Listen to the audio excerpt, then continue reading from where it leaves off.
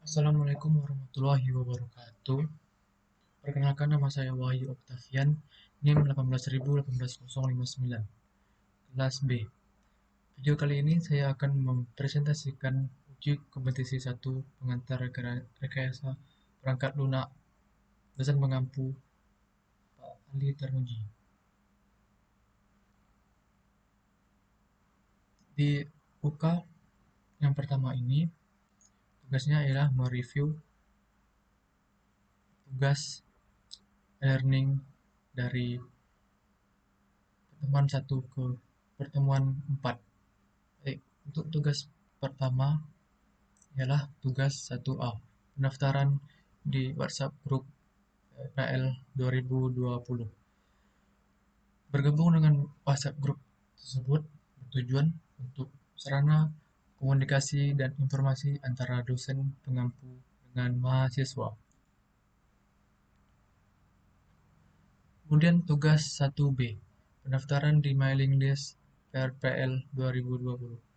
Bergabung di grup tif.wad.ac.id dengan menggunakan akun webmail Universitas Ahmad Dahlan.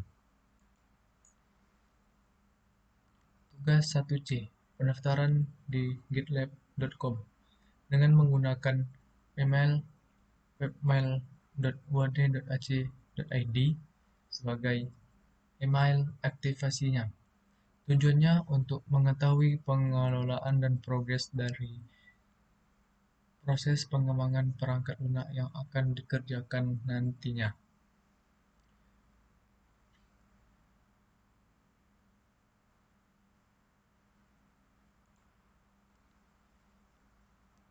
Tugas 1D, pendaftaran akun di blog.wad.ac.id dengan cara mengisi form yang telah disediakan dan pendaftaran akan dilakukan secara kolektif. Menunggu beberapa hari sesuai dengan kesempatan waktu yang dikerjakan tim Diskom dalam penyiapan web blog. Saya sudah mengisi form tersebut.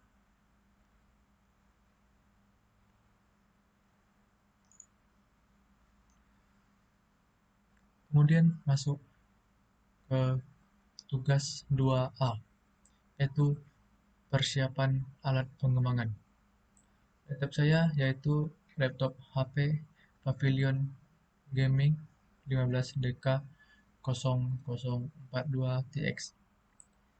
Spesifikasinya Windows 10, prosesor Intel Core i7 dengan RAM 8GB, harddisk 1TB 1TB plus SSD 256GB.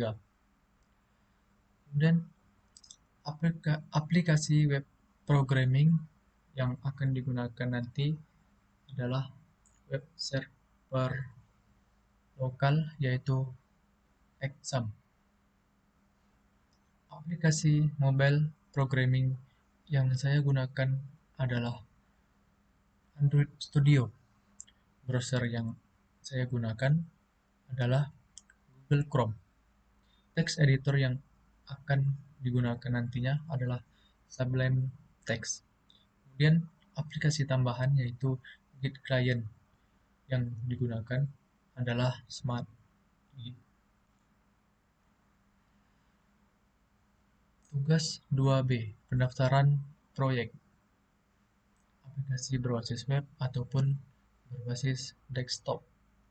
Saya mengajukan judul aplikasi kasir toko pakaian berbasis web dengan deskripsi aplikasi berbasis web untuk mempermudah proses transaksi di toko pakaian tersebut.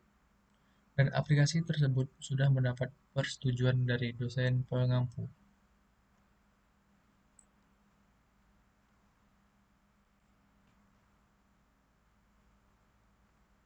Tugas 3A, pembuatan project di GitLab dan invite Ali Tarmuji active 2d.ac.id.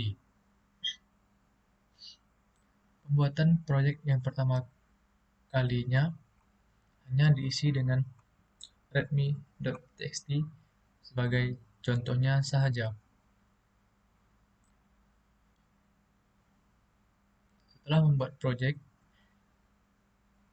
saya langsung melakukan pengrekrutan member ke dosen pengampu dan menjadikannya sebagai developer.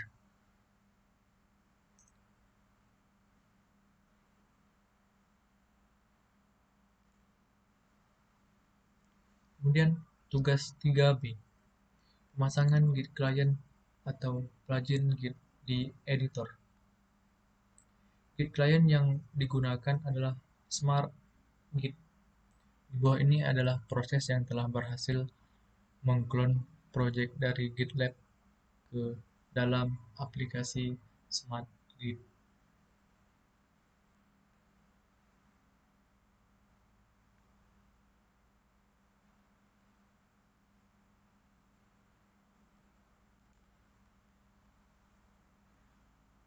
Kemudian tugas terakhir yaitu tugas 4, menyusun analisis kebutuhan pengembangan dan rancangan aplikasi.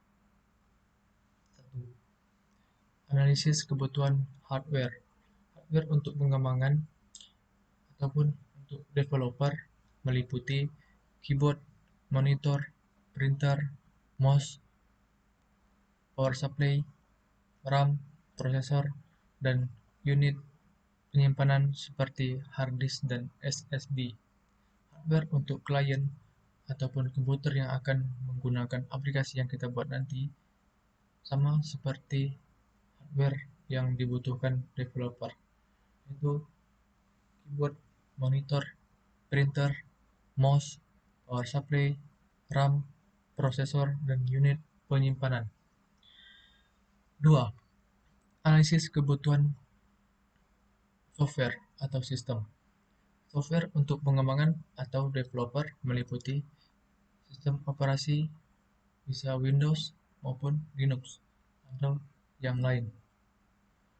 Bahasa pemrograman seperti PHP, JavaScript, CSS, dan HTML, serta teks editornya Sublime dan Exam untuk lokal webnya.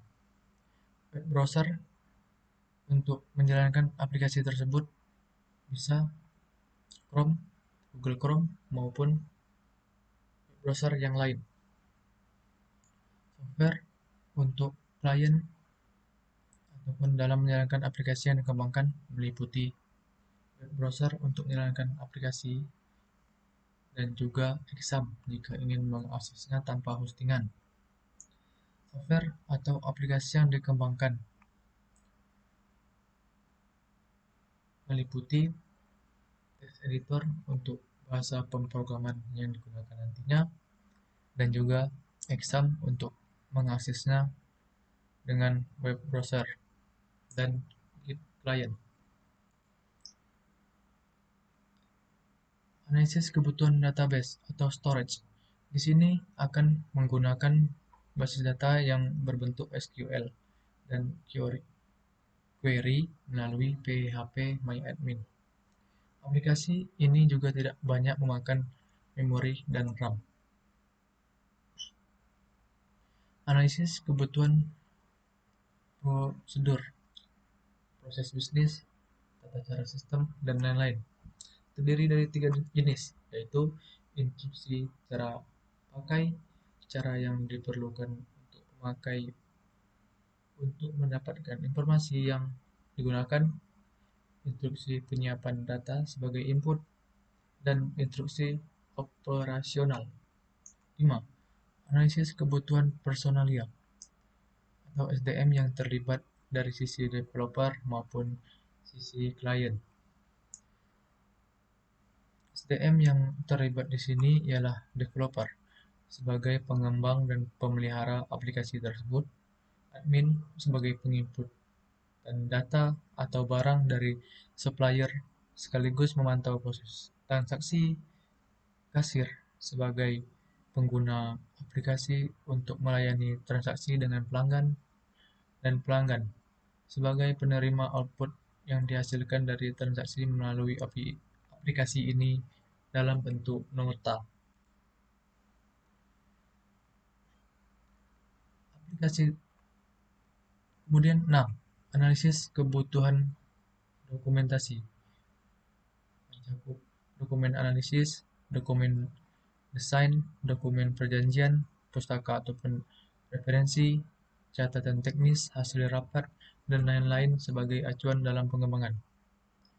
Dokumen analisis menjabarkan kebutuhan pemakai, meletakkan dasar-dasar untuk tahap perancangan perangkat lunak, mendefinisikan suatu kebutuhan pemakai sesuai dengan lingkup kontrak yang disepakati kedua belah pihak. Dokumen desain tampilan awal. Aplikasi ini mempunyai sistem dua user, admin sebagai penginputan data atau barang dari supplier, sekaligus memantau proses transaksi. Kisah kasir maksudnya, sebagai pengguna aplikasi untuk melayani transaksi dan dengan pelanggan. Pustaka atau referensi bisa didapatkan dengan belajar di YouTube, artikel-artikel yang ada di internet, dan juga di Stack Overflow. Baik, itu saja presentasi dari saya. Mohon maaf apabila terdapat kekurangan. Saya akhiri. Wabillahi taufiq wal hidayah. Wassalamualaikum warahmatullahi wabarakatuh.